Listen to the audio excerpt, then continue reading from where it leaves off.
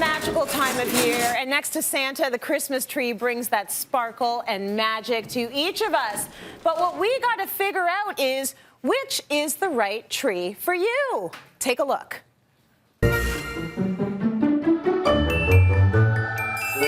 Welcome to Drysdale's Christmas Tree Farm. This is an iconic Christmas tree farm. Celebrities have been here, royalty's been here. But today I wanted to dive a little bit back into the history of the Christmas tree. The origins of the Christmas tree are found in Germany. In the 16th century, they would bring Christmas trees indoors with the hope of spring to come around the corner. Christmas trees are environmentally friendly. As a matter of fact, they provide oxygen as they're growing, they create habitat for birds, and these guys don't end up in the landfill, they end up in the compost pile.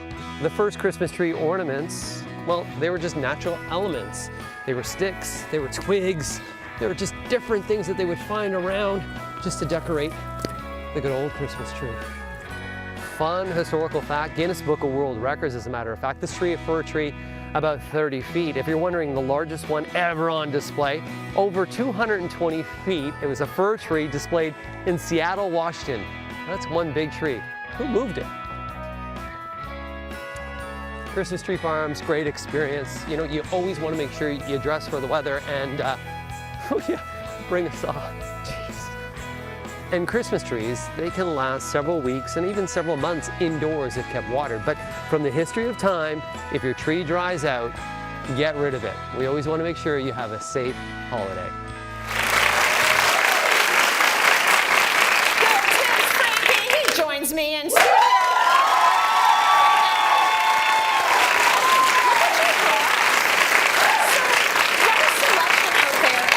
There's so many. People don't necessarily know which one, you know, what the difference is between the different trees and which one's going to fit for them. So you brought us a whole bunch. I brought a whole bunch. And first thing I want to talk about is when you're selecting a cut Christmas tree. So we go to a tree lot.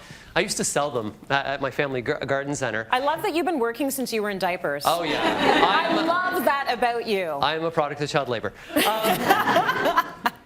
Good child labor, that is. But I always remember, you know, I'd take the Christmas tree and I would show people the tree and it would be like -30, and then they'd go, can I take a look at this one? Can I take a look at that one? And they'd always go back to the first tree. Right. So first thing is though, if you're selecting a Christmas tree, how do you know it's fresh? It's a simple thing. So you're gonna go to that Christmas tree, you're gonna take your thumb and your index finger, you're just gonna pull down, and if no needles fall off, that tree is really fresh. A lot of times people are smacking them down. All these trees in the middle will have some brown to them. That's just a natural tree. Smacking them down won't really show you anything. There are many different selections. This one here is called the Emperor Fir.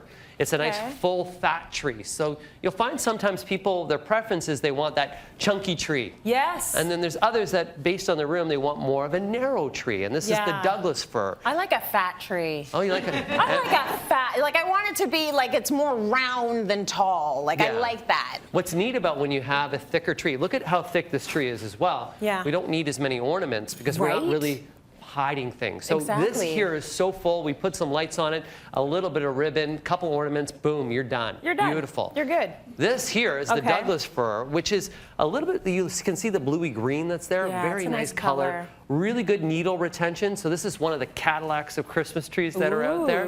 The other thing that's really important about this tree is the stems themselves are a little bit more firm. So if you have a larger ornament to hold it up, this is a little bit more important for you. Okay, well that's good, and I do like that bluey green color. It's lovely. Yeah, this here is just the top of a Christmas tree that was snapped off and broken, but made into a nice little apartment-sized tree. Why not sell this, right? Yeah, and that's what I love, that they're really going out there and trying to be environmentally friendly and use all those different, or this could even be a tree that was misshaped at the farm. So that tree itself just didn't have that perfect shape. So this is what they're doing. They're replanting each and every year as well. Yes. So that's really key. Perfect for a condo, perfect for a small space. Just want to mention the balsam fir. This is the most standard tree that you're going to find around right now. 7 feet, beautiful tree, good needle retention. Key, when you get a Christmas tree at the lot, you're going to bring it home. First step that you're going to do is cut the base of that tree. Super important because that opens up that plant and allows it to accept water. It seals itself. So if you just put it in the stand, it wouldn't accept water from me. And what it'll do is it'll actually dry out. And if we dry out that Christmas tree, it'll be harmful. This is a fantastic stand. This one here is called the original Santa stand. Okay. What's really important about this stand is we can see the capacity of water, yes, large water capacity, but also this stand here, feel how heavy that thing is. Oh, that's good. So it's not gonna tip over. Yeah. So this one here is for a larger size tree, like a 10-foot tree. This is a great stand. Have you ever done the Christmas tree with your spouse? Yeah. Okay.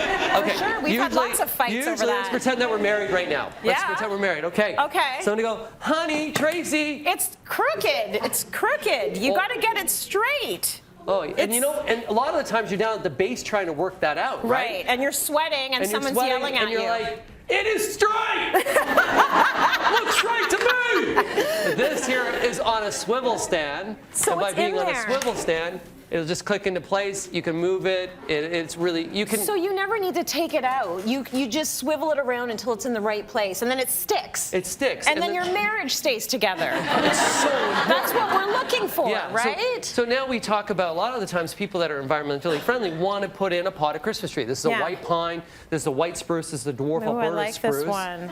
Super cute. The only difficulty with these trees, when we bring them indoors, all of a sudden they start to think, hey, it's spring.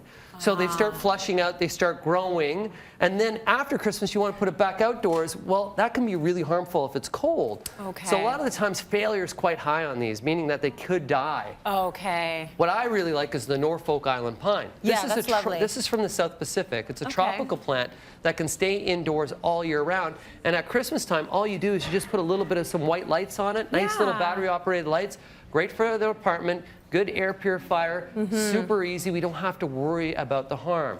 And just another reminder, when it comes to Christmas trees, they're providing oxygen. They're actually really good for the environment overall. They're replanted. And in Canada and the United States, they employ a huge industry. Absolutely. And this year, there's an extreme shortage, though.